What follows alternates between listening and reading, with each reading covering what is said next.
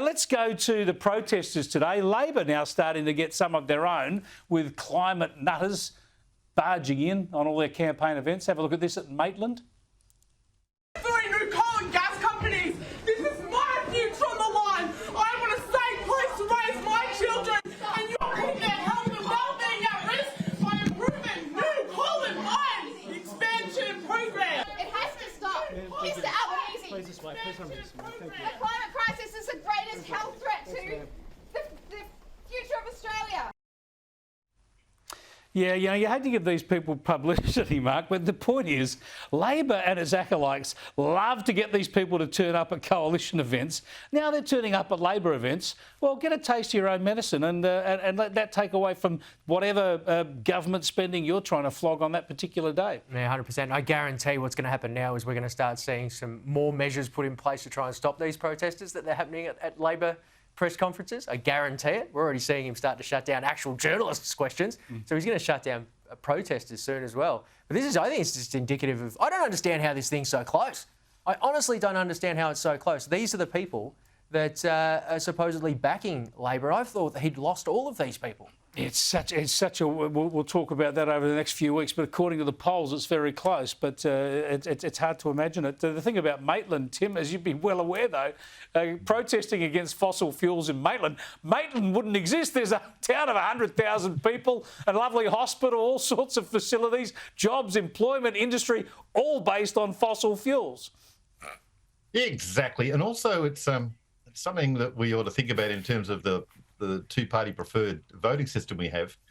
Those two protesters' votes will get back to Labor, almost certainly, via the two-party preferred. So, they might have people yelling at them at the moment, but they'll scoop up those votes in the end because of a two-party system, or a party preferred system that really it's kind of creepy and wrong when you look at it like that. These people oppose the government; they're going to end up voting for them.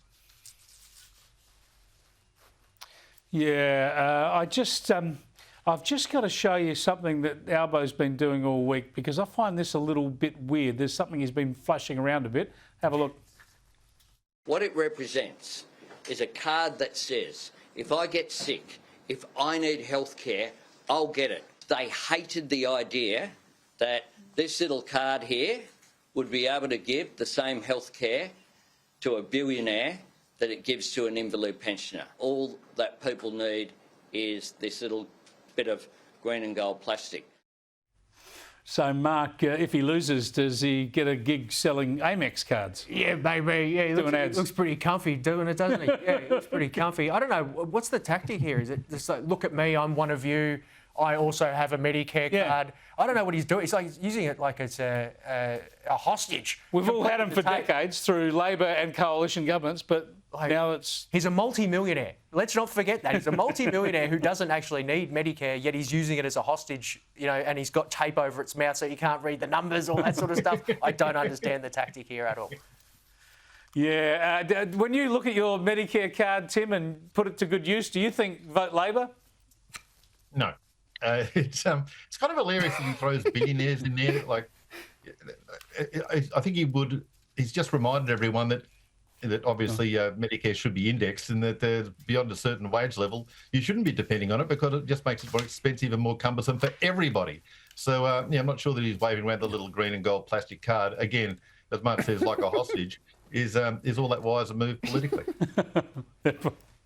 Great to talk to you, Tim and Mark, both in your home state this time around. We'll catch up with you next week.